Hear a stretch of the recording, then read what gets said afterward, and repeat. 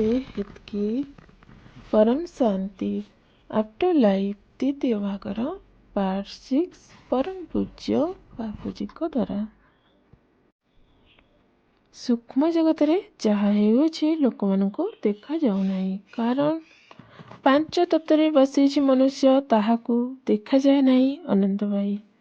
ତେଣୁ ଏହା ସତ୍ୟ, ଯେଉଁ ବର୍ଡ ଲେସନ୍ ଭୂତ ପ୍ରବେଶ କରିବା ବାଲା ସତ୍ୟ ଅଟେ ବାପୁଜୀ, ବିଲକୁଲ ସତ୍ୟ ଅଟେ। କାରଣ ଯିଏ ଭୂତ ବାହାର କରିବା ବାଲା କିଛି ସମୟ ପାଇଁ ବାହାର କରିଦିଏ, ଚାଲିଯିବା ପରେ ଶୈତାନ ବାହାରେ ଠିଆ ହୋଇଛି, ତୁରନ୍ତ ଆସିଯିବ। ଏହିପରି ମନ୍ଦିରରେ ହନୁମାନଙ୍କ ପାଖରେ ଭୂତ ପ୍ରେତ ବାହାର କରୁଛନ୍ତି, ବାହାର ହୋଇଯାଅ, ବାହାର ହୋଇଯାଅ। କେହି ହୋଇଥାଉ ନା କାହିଁକି, କେତେ ବଡ଼ ହୋଇଥାଉ କାହିଁକି, ସେଇଠାରେ କ'ଣ ହୋଇଥାଏ, ଭୂତ ପ୍ରେତ ଆଜି ବହୁତ ବଡ଼ ଜ୍ଞାନୀ ହୋଇଗଲେଣି। ଯେପରି କୌଣସି ଭୂତ ପ୍ରେତ ବାହାର କରିବା ବାଲା ସ୍ଥାନକୁ ଯାଇଥାନ୍ତି, ବାଉଣ୍ଡ୍ରି ଆସିଥାଏ,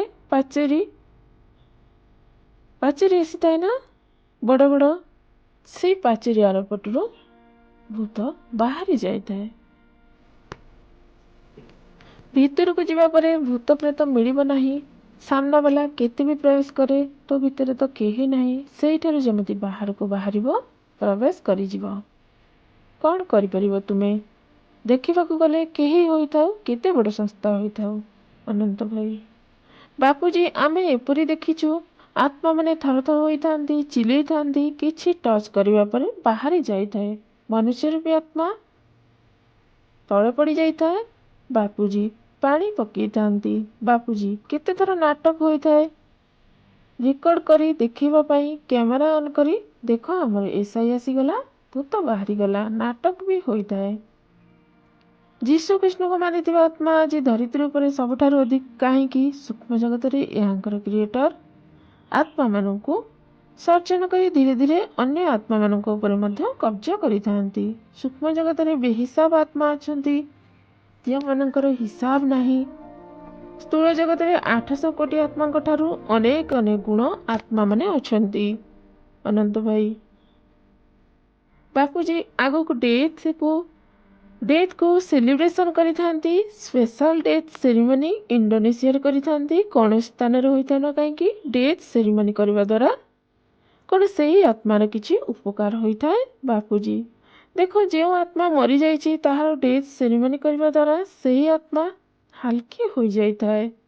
ମୋ ସହିତ ଆସକ୍ତ ନୁହେଁ। ମନୁଷ୍ୟ ଆତ୍ମା ମରିଯିବା ପରେ 12-13 କରିଥାନ୍ତି, ତୁ ଏହିଠାରୁ ଚାଲିଯାଅ ଅନନ୍ତ ଭାଇ। ଏହା କରିବା କଥା ବାପୁଜୀ। ହଁ, କରିବା କଥା ନା। ଆତ୍ମା ସ୍ୱତନ୍ତ୍ର ଅନୁଭବ କରେ, ମୁକ୍ତ ଅନୁଭବ କରିଥାଏ ଅନନ୍ତ ଭାଇ। ମାନିଥାଏ ତେବେ କରିବା କଥା। ଜ୍ଞାନୀ ଆତ୍ମାକୁ ତ ଫରକ ପଡ଼ିନଥାଏ ବାପୁଜୀ।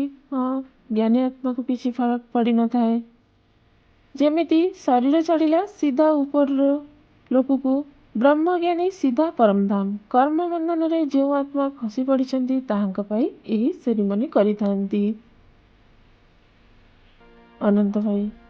ପ୍ରଶ୍ନ, ମୃତ୍ୟୁ ସମୟରେ ଯେଉଁ ସେରିମନି ହୋଇଥାଏ ବାପୁଜୀ? ହଁ, ସେରିମନି କେତେକ ଆଦିବାସୀ ପାଳନ କରିଥାନ୍ତି। ସେମାନଙ୍କର ମାନ୍ୟତା, ବିଶ୍ୱାସ, ଯେଉଁପରି 12-13 କରିବ ନାହିଁ, ସେହି ଆତ୍ମାକୁ ଲାଗିବ ନା ମୋର 12-13 ହେଲା ନାହିଁ, କାରଣ ବହୁତ ସୂକ୍ଷ୍ମ ଜଗତରେ ଆତ୍ମା ଥାନ୍ତି।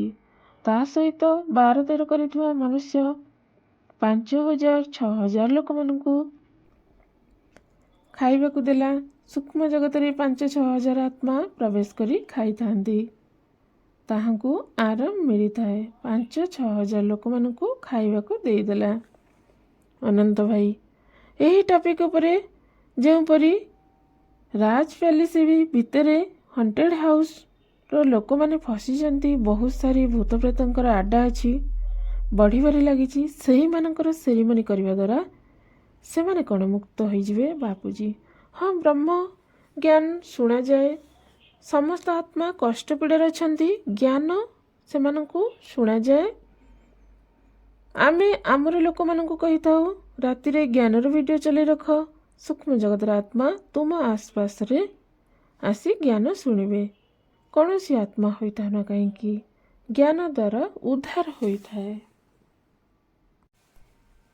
କୌଣସି ଆତ୍ମା ହୋଇଥାଉ, ମନୁଷ୍ୟ ହେଉ କି ଭୂତ ପ୍ରେତ ହେଉ, ଜ୍ଞାନ ଦ୍ୱାରା ହିଁ ଉଦ୍ଧାର ହୋଇଥାଏ। ତୁମେ ଏକ ଆତ୍ମା, ଉପର ଲୋକକୁ ଯାଅ, ଶିବପୁରୀ ଚାଲିଯାଅ, ବିଷ୍ଣୁପୁରୀ ଚାଲିଯାଅ, ବ୍ରହ୍ମାପୁରୀ ଯାଅ। ତୁମର ବିଶ୍ୱାସ ବା ଯାହାକୁ ତୁମେ ମାନୁଅଛ ସେଇଠାକୁ ଚାଲିଯାଅ। ବେହେଦର ଆତ୍ମା, ବେହେଦର ବିମାନରେ ବସିଯାଅ। ବେହେଦର ପରମପିତାକୁ ସ୍ମରଣ କର। ଉପରେ ବିମାନ ଠିଆ ହୋଇଛି, ଚାଲିଯାଅ, ବିମାନରେ ବସିଯାଅ।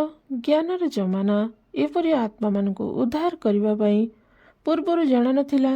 ଲୋକମାନଙ୍କୁ ମନ୍ତ୍ର ବିଦ୍ୟା ଥିଲା। ହିନ୍ଦୁମାନେ ମନ୍ତ୍ର କରୁଥିଲେ, ସେହି ମନ୍ତ୍ରର ଶକ୍ତି ଆତ୍ମାଙ୍କୁ ମିଳୁଥିଲା। ତାହାର ସଦ୍ଗତି ହେଉଥିଲା, ସେହି ଆତ୍ମାର ପୁନର୍ଜନ୍ମ ମିଳିଯାଏ। ତାହାକୁ ସଦ୍ଗତି କହିଥାନ୍ତି ଅନନ୍ତ ଭାଇ। ଅର୍ଥାତ୍ ଭୂତ ପ୍ରେତ ହୋଇ ନା ରହୁ, ତାହାକୁ ଜନ୍ମ ମିଳୁ, ଏହାକୁ ସଦ୍ଗତି କହିଥାନ୍ତି ବାପୁଜୀ। ହଁ, ଦୁର୍ଗତି ହେଉଛି ରାକ୍ଷସ ଯୋନିରେ, ଭୂତ ପ୍ରେତ ଯୋନିରେ ଚାଲିଗଲେ ତାହା ଦୁର୍ଗତି ହୋଇଥାଏ। ଅନନ୍ତ ଭାଇ, ରିଅଲ ସଦ୍ଗତି ତ ଉପର ଲୋକକୁ ଗଲେ ନା ବାପୁଜୀ। ହଁ, ସ୍ୱର୍ଗରେ ତ ସଦ୍ଗତି ହୋଇନଥାଏ। ମହାଲୋକ ଯାଇ ତପସ୍ୟା କରିବାକୁ ପଡ଼ିଥାଏ। ବଡ଼ ବଡ଼ ମହର୍ଷି ବସିଛନ୍ତି ଆଶ୍ରମର ଆଡ୍ଡା ଲଗାଇ। ଆସୁଥିବା ଯାଉଥିବା ଆତ୍ମାମାନଙ୍କୁ ଜ୍ଞାନ ଦେଇଥାନ୍ତି, ବୁଝେଇଥାନ୍ତି। ବଡ଼ ବଡ଼ ମହର୍ଷି ଜନଲୋକରେ ମଧ୍ୟ ଅଛନ୍ତି। ତପଲୋକରେ ତପସ୍ୟା କରିଥାନ୍ତି। ସତ୍ୟଲୋକରେ ସତ୍ୟ ଜ୍ଞାନ ହୋଇଥାଏ। ତାପରେ ବ୍ରହ୍ମାପୁରୀକୁ ଯାଇଥାଏ। ବ୍ରହ୍ମା ଯେଉଁ 7 ଲୋକରେ ନିର୍ମାଣ କରିଥିଲେ, 7 ଲୋକ ପାରି ହେଲା ପରେ ବ୍ରହ୍ମାପୁରୀକି ଯିବ। ତାପରେ ଶିବପୁରୀ, ପରମଧାମ। ଜ୍ଞାନ ହୋଇଥିବା ଦରକାର, ଆତ୍ମାରେ ଶକ୍ତି ବି ଥିବା ଦରକାର। କର୍ମାତୀତ ଅବସ୍ଥା ଯେତେବେଳେ ଜ୍ଞାନ ହୋଇଥାଏ, ଭାବାତୀତ, କର୍ମାତୀତ, ଗୁଣାତୀତରେ ପରିଣତ ହେବ। କର୍ମାତୀତ ଅବସ୍ଥାକୁ ପ୍ରାପ୍ତ କରିବା ପାଇଁ ଭାବନାର ଦୁନିଆର ଉପରକୁ ଉଠିବାକୁ ପଡ଼ିବ। ଭାବନାର ପାର ହୋଇ ସତରଜତମ ତ୍ରିଗୁଣାତୀତ, ତେବେ ଯାଇ ଶିବପୁରୀ ପରମଧାମକୁ ଯାଇପାରିବ। ନଲେଜ ହେବା କଥା, ନଲେଜର ଜମାନା। ବେହେଦ କା ପରମ ଜ୍ଞାନ ଏହା ହିଁ କହିଥାଏ। ଆମର ଅନ୍ୟ ଏକ ଚ୍ୟାନେଲ ଅଛି, ପରମ ଶାନ୍ତି ମୋଟିଭେସନ ଆଣ୍ଡ ମେଡିଟେସନ। ତା ମଧ୍ୟରେ 10 ଦିନର କୋର୍ସ ଅଛି, ବେହେଦ କା ପରମ ଜ୍ଞାନ କୋର୍ସ। କରିବ ତ ଏହା ସିଲାବସରେ ଆସିବ। ଆତ୍ମା ନଷ୍ଟ ମହା କେଉଁପରି ହୋଇଥାଏ, ଭାବାତୀତ, ଗୁଣାତୀତ, କର୍ମାତୀତ କେଉଁପରି ହୋଇଥାଏ ଓ ଆତ୍ମା କେଉଁପରି ପରମଧାମ ସ୍ଥୂଳ ଶରୀରରୁ ସୂକ୍ଷ୍ମ ଶରୀର ନିରାକାର ରୂପେ ପରମଧାମକୁ ଯାଇଥାଏ। ଜ୍ଞାନର ଆବଶ୍ୟକତା ହୋଇଥାଏ, କିନ୍ତୁ ସୂକ୍ଷ୍ମ ଜଗତରେ ଜ୍ଞାନ ବହୁତ ଜରୁରୀ ଅଟେ। କେତେକ ଆତ୍ମା ମାନି ନଥାନ୍ତି ଅନନ୍ତ ଭାଇ। ଏହି ତ ସମସ୍ୟା, ଲାଇଫ ଆଫ୍ଟର ଡେଥ୍ ମାନି ନଥାନ୍ତି। ଏହା ହିଁ ତ ସମସ୍ୟା ଅଟେ ନା ବାପୁଜୀ। ପୀଡ଼ାର ଅଧିକ ଅନୁଭବ କରିଥାନ୍ତି। କେତେକ ଲୋକ ମାନି ନଥାନ୍ତି, କେତେ ବେମାର ହୋଇଥାନ୍ତି, ମେଡ଼ିସିନ ଖାଇଥାନ୍ତି, ଠିକ୍ ହୋଇନଥାନ୍ତି, ତଥାପି ମାନନ୍ତି ନାହିଁ। ଲୋକମାନେ ମାନନ୍ତି ନାହିଁ। କେତେ ମେଡ଼ିସିନ ଖାଇଥାଉ ନା କାହିଁକି, କିଛି ଅସର ହୋଇନଥାଏ। ତାହା ଭିତରେ ଭୂତ ବସିଅଛି। କେଉଁପରି ମେଡ଼ିସିନ ଅସର କରିବ, କେତେ ବଡ଼ ଡକ୍ଟର ପାଖକୁ ଯାଏ, ମାନି ନଥାଏ। ଇଫେକ୍ଟ ତ ଆସିବ ନା, ଇଫେକ୍ଟ ତ ହେବ ନାହିଁ। ତେଣୁ ଗୁଣିଆକୁ ଡାକି ଭୂତ ବାହାର କର, ତେବେ ଯାଇ ଠିକ୍ ହେବ।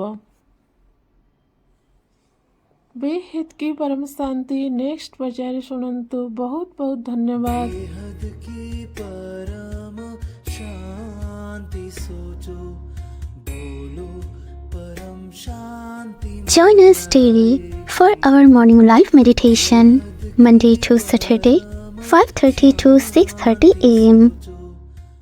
Join us daily for live meditation, 10 p.m. to 11 p.m. on YouTube Live. Subscribe now. Website www.paramshanti.org. Email us anand@paramshanti.org. Like, share, subscribe. Join today. बेहद की परम शांति सो